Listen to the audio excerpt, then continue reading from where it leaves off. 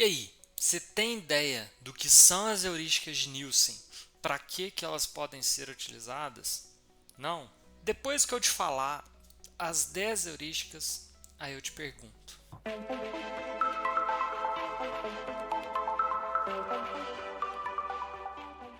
Olá, meus queridos alunos, vocês estão bom, né? Hoje nós vamos falar das heurísticas de Nielsen.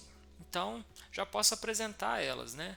Vai ser visibilidade do estado do sistema, correspondência entre o sistema e o mundo real, controle e liberdade do usuário, consistência e padronização, prevenção de erros, reconhecimento ao invés de memória, eficiência e flexibilidade de uso, estética e design minimalista, recuperação diante de erros e ajuda e documentação. Então aqui a gente já consegue ver, né, o que a gente vai estar englobando e como que isso vai estar relacionado tanto à experiência do usuário quanto à usabilidade do nosso sistema. Então vamos falar do primeiro, né? O primeiro, a primeira heurística de Nielsen é a visibilidade do status do sistema. Então o design deve sempre manter os usuários informados sobre o que está acontecendo através de feedback apropriado dentro de um período de tempo razoável. Quando os usuários conhecem o status atual do sistema, eles aprendem o resultado de suas interações anteriores e determinam as próximas etapas. Interações previsíveis criam confiança no produto e também na marca. Então, o fato, né, de você sabe aqui, ó, por exemplo, quantos passos ali que a gente tem, em qual que você está, qual parte da tela que você está. Então, esses tudo são pontos aí interessantes para a gente levar em consideração. O próximo viés que a gente vai falar é a próxima heurística de Nielsen que a gente vai falar é a correspondência entre o sistema e o mundo real. Então, o design deve falar a língua dos usuários. Use palavras, frases e conceitos familiares ao usuário, ao invés de jargões internos. Siga as convenções do mundo real, fazendo com que as informações apareçam em uma ordem natural e lógica. E, além disso, termos, conceitos, ícones e imagens que parecem claros para você e seus colegas podem ser desconhecidos ou confusos para os seus usuários. Então aqui, por exemplo, a gente tem ali todas as ferramentas que a gente tem nesse software. Nós temos aí várias coisas que deve ser muito próprio do mundo real, muito próximo do mundo real, senão a gente pode confundir o nosso usuário. Aqui, por exemplo, quando os controles de um design seguem convenções do mundo real que correspondem aos resultados desejados, é mais fácil para os usuários aprenderem e lembrarem como a interface funciona. A gente traz uma experiência intuitiva para o nosso usuário. Por exemplo, nesse fogão nós temos 4 bocas e temos aí o acendedor de cada boca na direção ali de como ele está. Então isso fica claro para o usuário qual que é a trempe que ele vai acender. A terceira heurística de Nielsen é controle e liberdade do usuário. Então os usuários geralmente executam ações por engano. Assim, eles precisam de uma saída de emergência claramente marcada para abandonar a ação indesejada sem ter que passar por um processo extenso. Quando é fácil para as pessoas desistirem do processo ou desfazerem uma ação, isso promove a sensação de liberdade e confiança. As saídas permitem que os usuários permaneçam no controle do sistema e evitem ficar presos e frustrados. Por causa disso que a gente sempre coloca ali uma confirmação para ações que são irreversíveis, né? Vamos dizer assim. Então, ações de exclusão, ações de fazer um logout, por exemplo, são ações que demandam um maior controle, né, para a gente ter uma saída de emergência. Aqui eu trouxe também, por exemplo, a lixeira, né, do Chrome. Quando a gente deleta algum e-mail, ele vai para a lixeira e ele fica lá por mais algum tempo, 30, 60 dias, para depois ele ser de fato excluído. O quarto é a consistência e padronização. Então, os usuários não deveriam se perguntar se palavras, situações ou ações diferentes significam a mesma coisa. Siga as convenções da plataforma e do setor que o seu sistema está, né, que você está trabalhando. Deixar de manter a consistência aumentará a carga cognitiva dos usuários, forçando-o a aprender algo novo.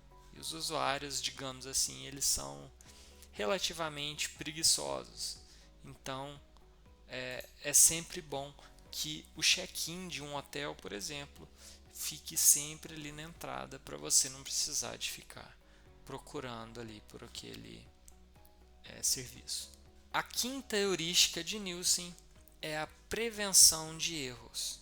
Então, boas mensagens de erros são importantes, mas os melhores designs evitam cuidadosamente a ocorrência de problemas.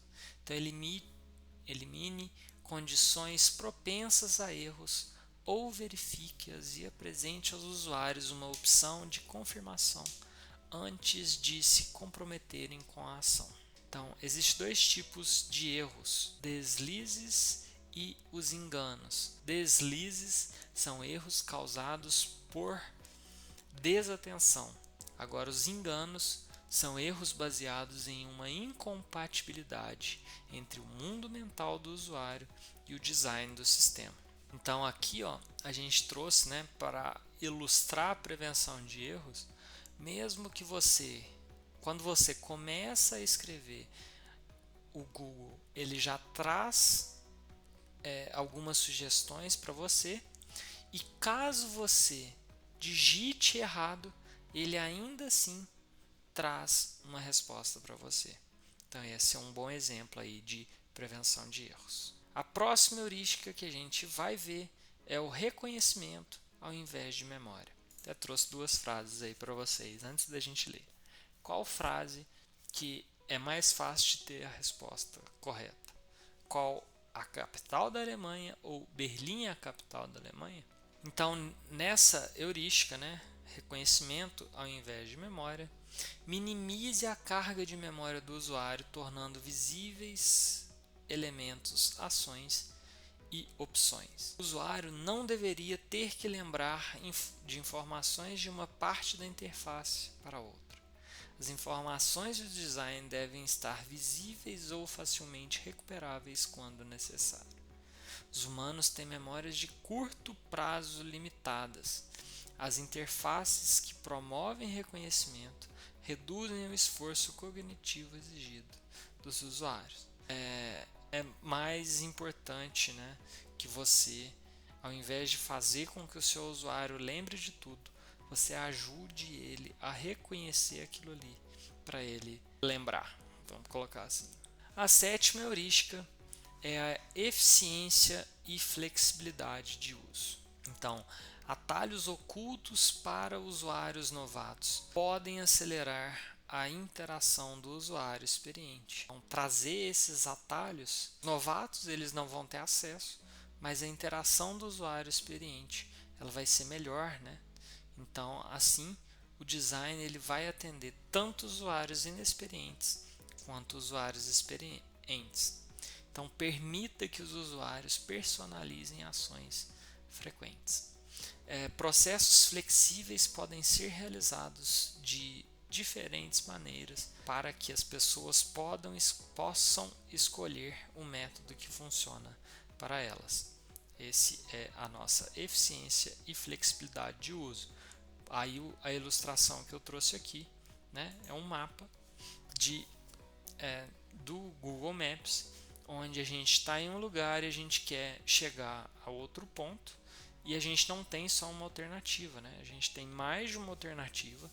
E caso a gente escolha um e mesmo assim aconteça alguma coisa que a gente desvia, ele vai fazer o cálculo, uma nova rota, vai calcular uma nova rota para a gente. A oitava heurística de Nielsen é estética e design minimalista.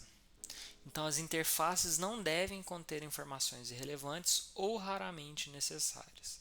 Cada unidade extra de informação numa interface compete com as unidades de informação relevantes e diminui a sua visibilidade relativa. Trata-se de garantir que o conteúdo e o design visual estejam focados no essencial.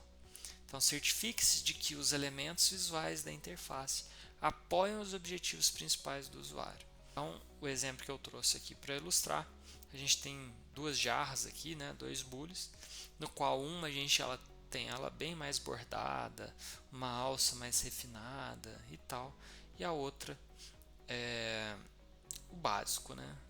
Então, aí eu pergunto para você, qual que é mais fácil de segurar? Provavelmente vocês vão dizer que é a mais simples.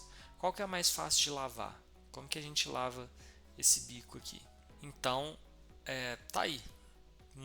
Muitas e muitas vezes menos é mais. Bom, a nona heurística de Nielsen, né, é a recuperação diante de erros. Então, as mensagens de erro devem ser expressas em linguagem simples, sem códigos de erro. Indicar com precisão o problema e sugerir uma solução de forma construtiva. Essas mensagens de erro também devem ser apresentadas com tratamentos visuais que ajudem os usuários a notá-las e a reconhecê-las. Então, o ponto principal aqui é a recuperação diante de erros, né? Então, aconteceu um erro, a gente sabe por onde a gente ir. A gente só deve estar sinalizado e de múltiplas formas, né? Além de esse tratamento, ele deve ser didático e visual. Então, aqui a gente tem uma placa e além de ter essa placa, a gente tem tanto uma linha ali quanto uma seta indicando que a gente está indo na direção errada. E a última heurística de Nielsen é ajuda e documentação. Então é melhor que o sistema não precise de nenhuma explicação adicional. No entanto, pode ser necessário fornecer documentação para ajudar os usuários a compreender como concluir suas tarefas. O conteúdo ajuda e a documentação deve ser fácil de pesquisar e focado na tarefa do usuário. Seja conciso e liste as etapas concretas que precisam ser executadas. Essa é a 10ª heurística de Nielsen, ajuda e documentação. Então, essas são as 10 heurísticas de Nielsen. Obrigado você que assistiu o nosso vídeo até aqui. Muito obrigado, deixa sua avaliação, seu comentário. É isso aí, valeu!